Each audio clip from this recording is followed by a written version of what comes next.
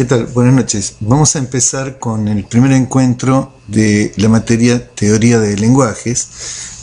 Mi nombre es Oscar Bruno, yo voy a ser el profesor de ustedes durante todo este año.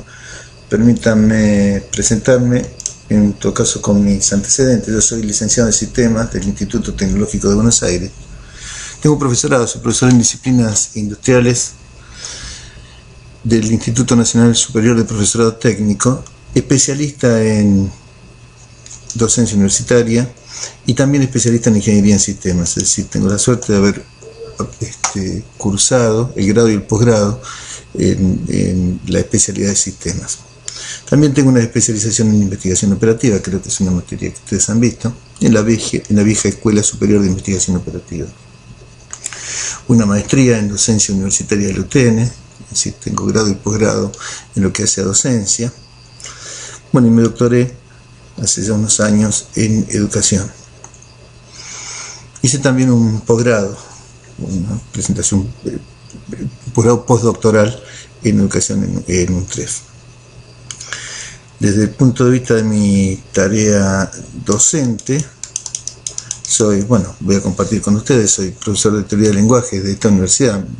Tengo la enorme fortuna de conocerlo y mucho al decano de ustedes y ser afortunadamente amigo del ingeniero Zanetti, y que he tenido la enorme dicha que me han convocado para trabajar en USAR.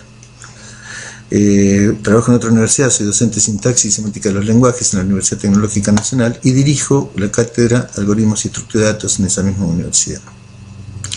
Por otro lado, también trabajo en la Universidad Metropolitana para la Educación del Trabajo.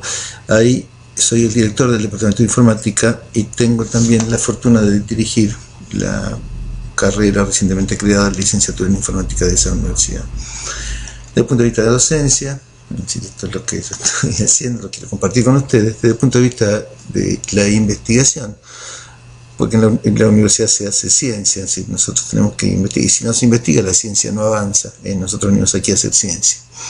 Soy docente e investigador del Ministerio de Educación, docente investigador de la Universidad Tecnológica Nacional para la cual trabajo, y también afortunadamente tengo la dicha de ser docente e investigador de la Universidad Nacional de El Salvador, y hemos hecho algunos trabajos en esta universidad. Bueno, estos son mis datos.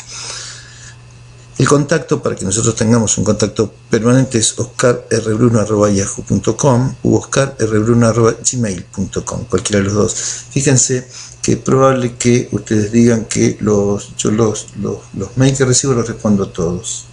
Es posible que escriban oscarbruno@yahoo.com y no obtengan respuestas porque no soy yo, recibe otra persona.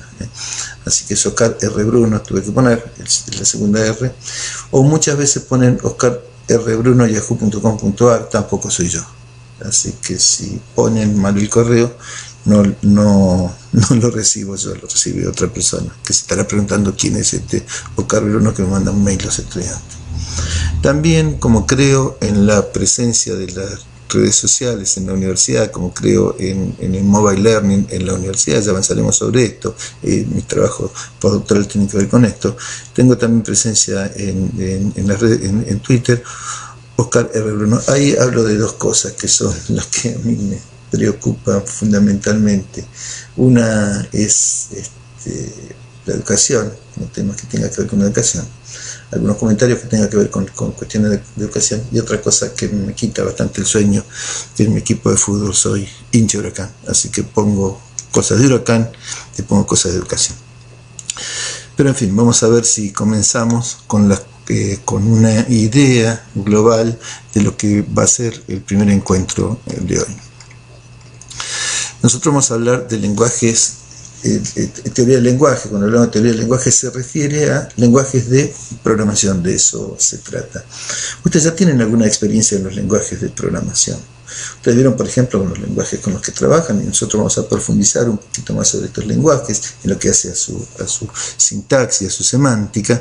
Bueno, encuentran palabras reservadas, encuentran identificadores, encuentran constantes, todo ese conjunto de elementos que cuando se compila un programa, ustedes tienen un archivo fuente, el compilador va tomando carácter por carácter hasta que arma una palabra. Eso se llama lexema. Esos lexemas se tienen que categorizar. Bueno, puede ser una palabra reservada, o un identificador, o una constante, o un literal cadena, o un signo de puntuación. Todos estos elementos son los que pueden formar, o puede haber un error también, ¿no? Bueno, este conjunto de elementos del primer análisis que hacen los compiladores es este análisis de los elementos léxicos, que son un conjunto de lenguajes regulares. Este conjunto de lenguajes regulares son reconocidos por autómatas finitos. Hay autómatas finitos no determinísticos, hay algunos otros que son determinísticos, hay autómatas finitos que son accionadores, hay autómatas finitos que son analizadores lexicográficos. No estoy explicando cuál es la razón por la que nosotros vamos a analizar cada uno de estos temas. Son reconocidos estos elementos léxicos, son reconocidos por los autómatas finitos y son representados por expresiones regulares. Los generan gramáticas regulares. Formamos así el analizador lexicográfico o el escáner. Es por esa razón que nosotros vamos a profundizar en el estudio de las gramáticas regulares, porque lo utilizan los lenguajes de programación en los elementos léxicos.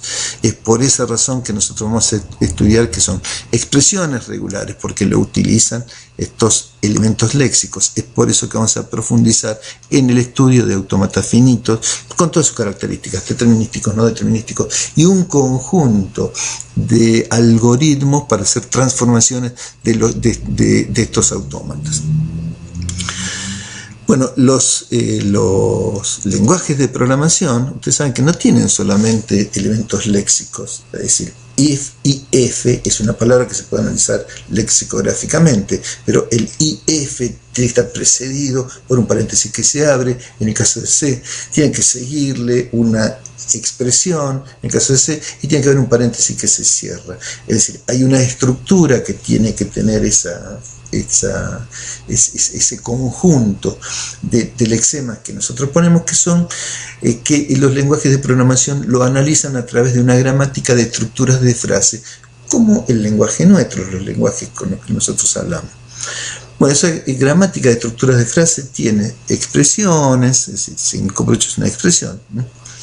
Declaraciones, cuando ustedes declaran algún identificador con determinado tipo, y tienen sentencias hay de varios tipos, expresiones compuestas. Este conjunto de elementos que forman los lenguajes de programación es un conjunto de lenguajes no regulares, un conjunto de lenguajes independientes de contexto. Este conjunto están reconocidos por un autómata. Aquí cometí un pequeño error, dice autómata finito, es un autómata de pila, debo decir autómata de pila. Aquí hay un pequeño error, autómata de pila, o la máquina de Turing, generado por gramáticas independientes de contextos o gramáticas léxicas. Ese es el analizador sintáctico o el parser. Estoy justificando cuál es la razón entonces por la que nosotros vamos a tener que estudiar qué son los autómatas de pila. Pido disculpas por el involuntario error, que son las máquinas de Turing, y vamos a trabajar en la implementación de estas máquinas abstractas. Vamos a conocer qué son las gramáticas independientes de contextos o las gramáticas léxicas, para poder crear nuestro propio analizador sintáctico. El objetivo final va a ser que de un lenguaje limitado podamos nosotros hacer nuestro analizador lexicográfico y nuestro analizador sintáctico. El proceso de compilación tiene dos partes, digamos, una parte de análisis y una parte de síntesis, donde se crea el código, ¿no? El código que se ejecuta. En la parte de análisis tiene el analizador lexicográfico. El análisis lexicográfico lo hace un analizador lexicográfico, que como ya señalé es el escáner, razón por la cual vamos a tener que estudiar en profundidad todos los lenguajes regulares y todas las características y todas las cosas que tengan que ver con ellos. el analizador sintáctico o el parser, que por esa razón vamos a tener que estudiar los lenguajes independientes de contexto. Ahí vamos a saber qué es un análisis sintáctico descendente recursivo, vamos a conocer cómo es el proceso de análisis sintáctico, qué es match y qué es la tabla de símbolos. Todas estas cosas es lo que nosotros vamos a estudiar a lo largo de este cuatrimestre. Los lenguajes de programación también necesitan, por ejemplo, el análisis sintáctico no puede saber si, por ejemplo, son lenguajes independientes de contexto, en el contexto en el que está analizando no puede saber si una variable fue o no declarada con anterioridad. Bueno, para eso existen algunas rutinas semánticas. El análisis tiene que ver con lo lexicográfico, lo sintáctico y lo semántico. Lexicográfico y sintáctico tienen analizadores con el mismo nombre, lexicográfico y sintáctico. El semántico no tiene analizador, no podemos saber una gramática que lo genere, vamos a ver que no hay gramáticas que lo generen, ahí hay rutinas semánticas que se implementan simplemente con funciones, y de eso de programación ustedes saben. Bueno, la síntesis es después la generación del código, simplemente la generación del código. Bueno, nosotros podríamos empezar a trabajar con algunas definiciones simples de los lenguajes de programación. En cualquier lenguaje, y ahora me olvido de los lenguajes regulares o no regulares, los lenguajes de programación tienen caracteres, están formados por caracteres. Un carácter es un elemento constitutivo básico, por ejemplo en castellano A, B, C, J, ñ y W son caracteres. Bueno, ñ es A, B son caracteres del alfabeto castellano, también del inglés. La ñ, por ejemplo, no. Un alfabeto es un conjunto finito de caracteres. En el caso de los lenguajes de programación se representa con la letra sigma, es un conjunto, sigma. Por ejemplo, 0,1, este conjunto de 0,1 es el alfabeto que nos permite para generar todos los números binarios, por ejemplo.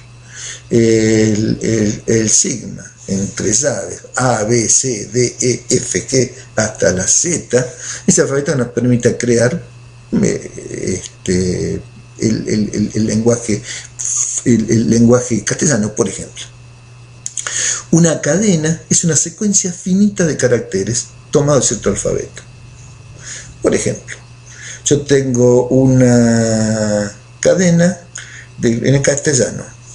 Tomo el carácter M, concateno con el carácter A, lo concateno con el carácter M y lo concateno con el carácter A. Tengo una cadena que dice MA, MA, bueno, esa cadena dice mamá.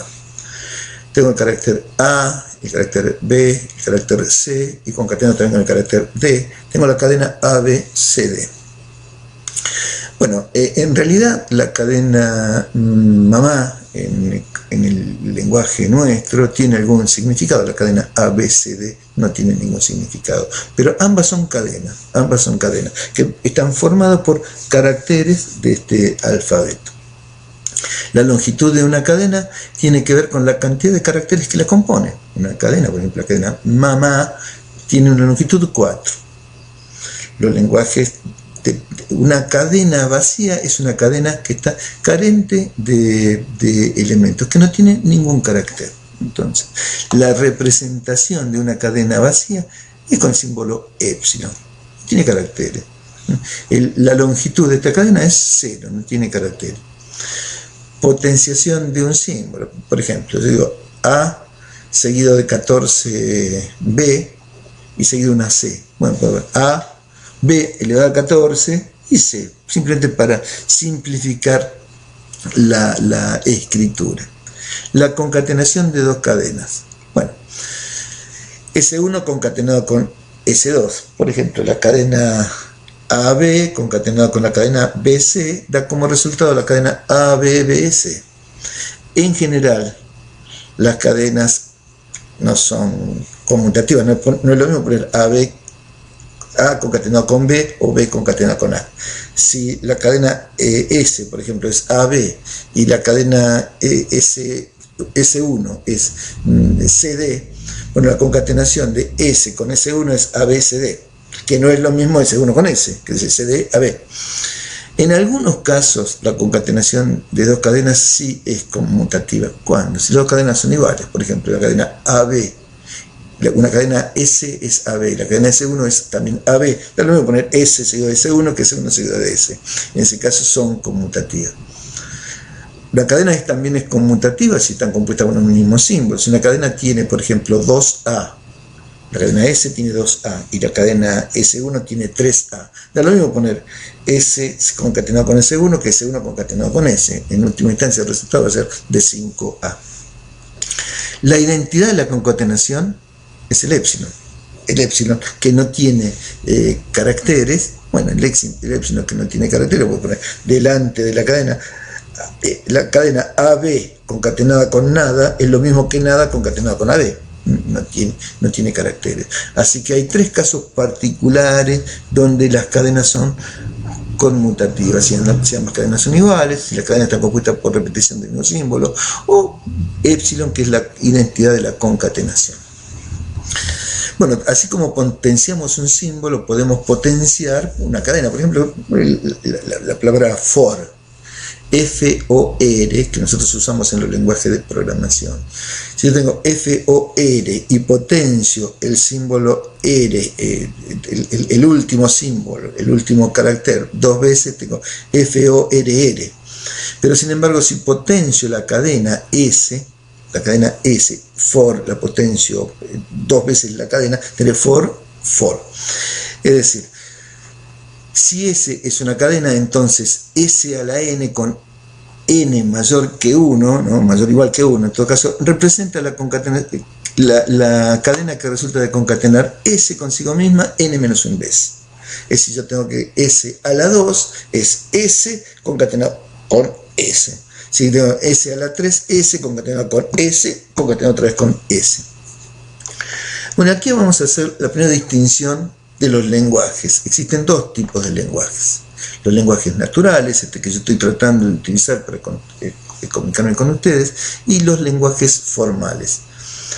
El lenguaje natural es todo el lenguaje hablado y escrito, ¿no?, que podemos usar nosotros para poder conectar. Evolucionan con el tiempo,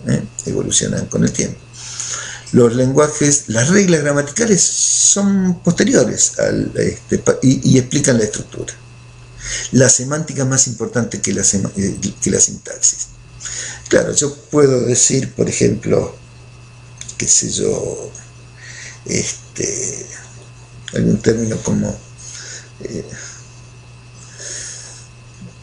no sé, el significado. Yo puedo decir, por ejemplo, me siento en el banco, y bueno, no importa si lo diga con B larga o con B corta, se va a entender igual.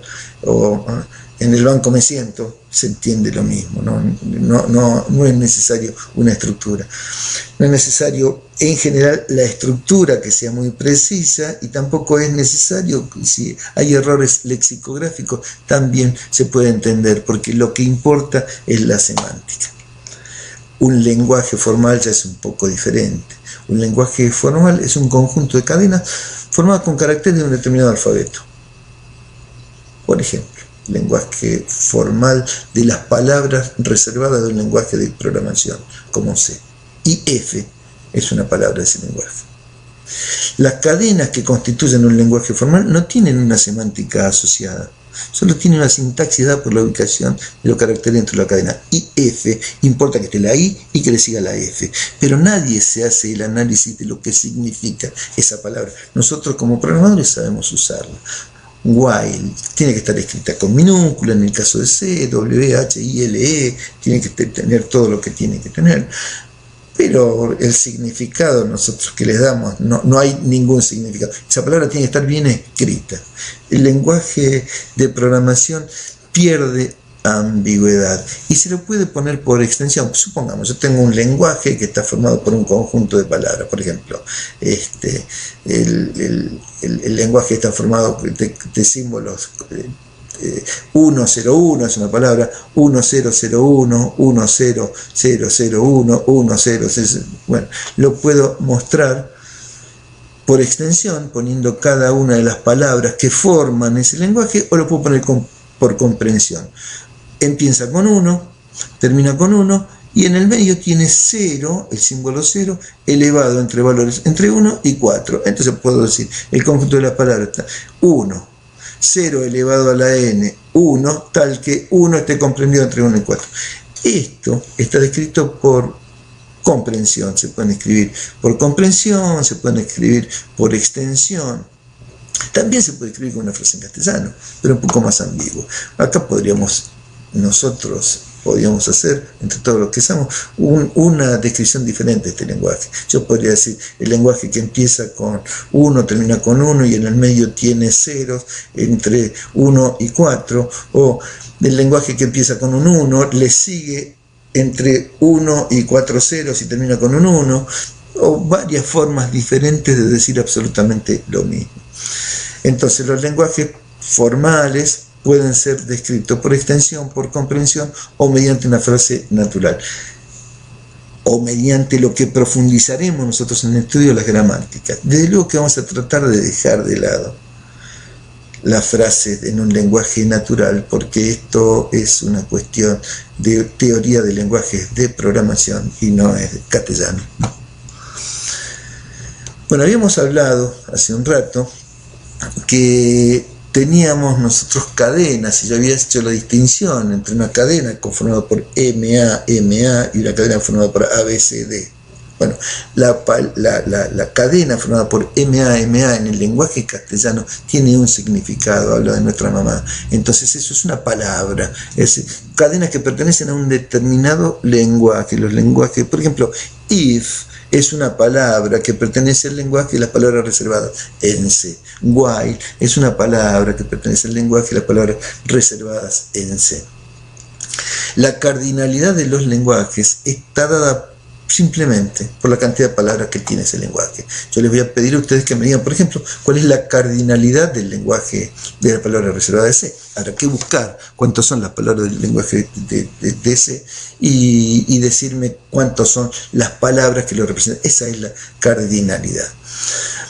Bueno, para hacer una síntesis del recorrido que nosotros estamos haciendo y dejar esta síntesis por aquí nada más, hablamos de símbolos, el elemento constitutivo básico que forman un alfabeto. La cadena es una concatenación de símbolos que si tienen algún significado, si es reconocido por este lenguaje, es una palabra. Un conjunto de palabras forman un lenguaje. Algunos lenguajes son naturales, evolucionan, las reglas son posteriores. Es más importante la semántica que la sintaxis, pero de esto nosotros no nos vamos a ocupar. Nos vamos a ocupar de los lenguajes formales.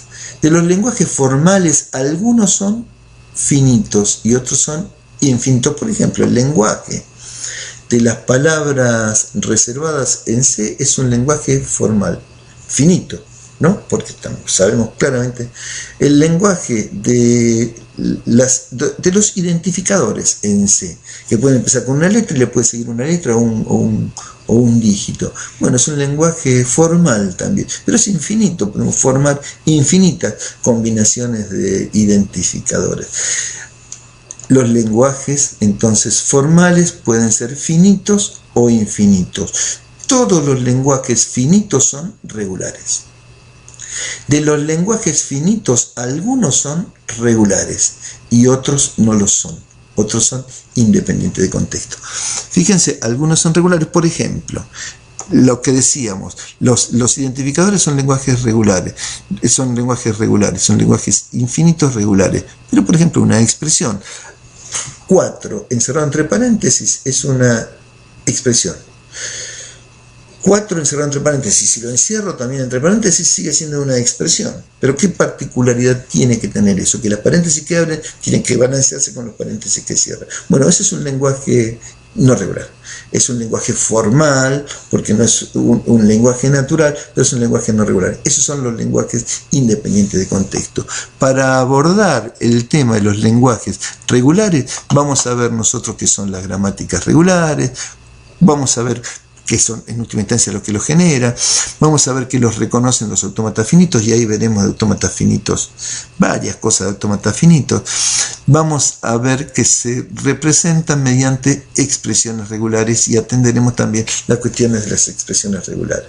De los lenguajes no regulares atenderemos alguna parte de estos lenguajes no regulares, en particular los lenguajes independientes de contexto. Estos son para poder resolver las expresiones y las sentencias de los lenguajes de programación.